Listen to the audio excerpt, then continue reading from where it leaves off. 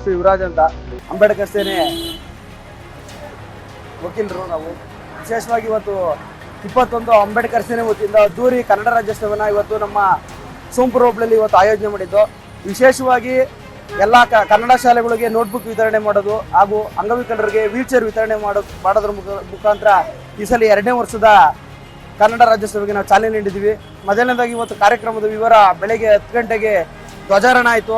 ನಮ್ಮ ಅಂಬೇಡ್ಕರ್ ಸೇನೆ ರಾಜ್ಯಾಧ್ಯಕ್ಷರಾದಂಥ ಶ್ರೀಯುತ ಪಿ ಮೂರ್ತಣ್ಣರು ಬಂದಿದ್ದರು.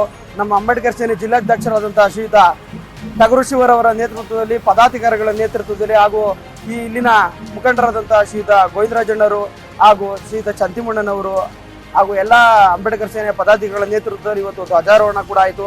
ಸೋಂಪುರ ಹೋಬಳಿ ಅಧ್ಯಕ್ಷ ಅಂಬೇಡ್ಕರ್ ಸೇನೆ ಇವತ್ತು ಏನು ಕನ್ನಡ ರಾಜ್ಯೋತ್ಸವ ಮಾಡ್ತಾಯಿದ್ದೀವಿ ನಾವು. ಇದು ಎಲ್ಲರೂ ಮಾಡೋ ಥರ ನಾವು ನಾರ್ಮಲ್ಲಾಗಿ ಕನ್ನಡ ರಾಜ್ಯೋತ್ಸವ ಮಾಡ್ತಾಯಿಲ್ಲ. ದಾಬಸ್ಪೇಟೆಯ ಬೀದಿಯಲ್ಲಿ ದೊಡ್ಡ ಮಟ್ಟದಲ್ಲಿ ಮೆರವಣಿಗೆ ಕಾರ್ಯಕ್ರಮ ಸ್ಟಾರ್ಟ್ ಆಯಿತು. ಈವ್ನಿಂಗ್ ಸಂಜೆ ತುಂಬ ದೊಡ್ಡ ಕಲಾವಿದರುಗಳು ಬರ್ತಾಯಿದ್ದಾರೆ. ಸಪೋಸ್ ಯಾರು ವರ್ತೂರು ಸಂತೋಷ್ ಆಗಿರ್ಬೋದು, ಹಾಗೂ ಅನುಸರಯ್ಯ ಆಗಿರ್ಬೋದು, ಹಾಗೂ ನಮ್ಮ ಅಚ್ಚುಮೆಚ್ಚಿನ ಶಾಸಕರಾದಂತಹ MLA ಸಾಹೇಬರಾಗಿರ್ಬೋದು. ಎಲ್ಲರಿಗೂ ನಮಸ್ಕಾರ. ಏನು ಈ ಅಂಬೇಡ್ಕರ್ ಸೇನೆಯ 2ನೇ ವರ್ಷದ ಅದ್ದೂರಿ ಕನ್ನಡ ರಾಜ್ಯೋತ್ಸವವನ್ನು ಇವತ್ತು ಹಮ್ಮಿಕೊಂಡಿದ್ದು.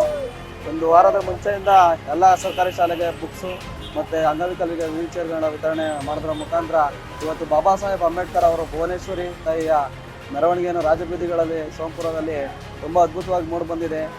ಇದೇ ರೀತಿ ಸಂಜೆ ರಸಸಂಜೆ ಕಾರ್ಯಕ್ರಮಗಳಿದ್ದಾವೆ. ಎಲ್ಲ ಕಲಾವಿದರುಗಳು ಆಗಮಿಸ್ತಾರೆ. ಎಲ್ಲ ಸೋಂಪುರದ ಜನತೆ ಆ ಕಾರ್ಯಕ್ರಮ ಆಗಮಿಸಿ ಈ ಕಾರ್ಯಕ್ರಮನ ಯಶಸ್ವಿಗೊಳಿಸಬೇಕು ಅಂತ ತಮ್ಮಲ್ಲಿ ಕೇಳ್ಕೊತೀನಿ. ಜೈ ಭೀಮ್, ಜೈ ಅಂಬೇಡ್ಕರ್. ಜೈ ಭೀಮ್. ಎಲ್ಲ ನನ್ನ ಕನ್ನಡ ಜನತೆಗೆ ನನ್ನ ನಮಸ್ಕಾರಗಳು. ಇವತ್ತು ಏನಂದರೆ ತುಂಬ ಕನ್ನಡ ರಾಜ್ಯೋತ್ಸವ ಅದ್ದೂರಿಯಾಗಿ ನೆರವೇರಿದೆ. ಇವತ್ತು ಮೆರವಣಿಗೆ ಗೋವಿಂದರಾಜ್ ಆಗಿರ್ಬೋದು, ನಮ್ಮ ಯುವರಾಜಣ್ಣರಾಗಿರ್ಬೋದು, ನಮ್ಮ ಹಿರಿಯ ಮುಖಂಡರು ವೀರಣ್ಣರಾಗಿರ್ಬೋದು, ಎಲ್ಲ ನನ್ನ ಪದಾಧಿಕಾರಿಗಳು ಹಾಗೂ ನಮ್ಮ ರಾಜ್ಯಾಧ್ಯಕ್ಷರಾದ ಪಿ ಮೂರ್ತಣ್ಣನವರು ಆಗಮಿಸಿ ಧ್ವಜಾರೋಹಣ ಆಗಿ ದಬಸ್ಪೇಟೆಯಲ್ಲಿ ಬೀದಿಯಲ್ಲಿ ದೊಡ್ಡ ಮಟ್ಟದಲ್ಲಿ ಒಂದು ಮೆರವಣಿಗೆ ಮುಗಿದಿದೆ.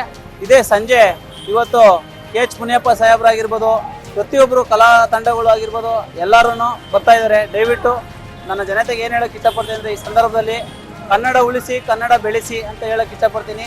ಜೈ ಭೀಮ್, ಜೈ ಕನ್ನಡಾಂಬೆ.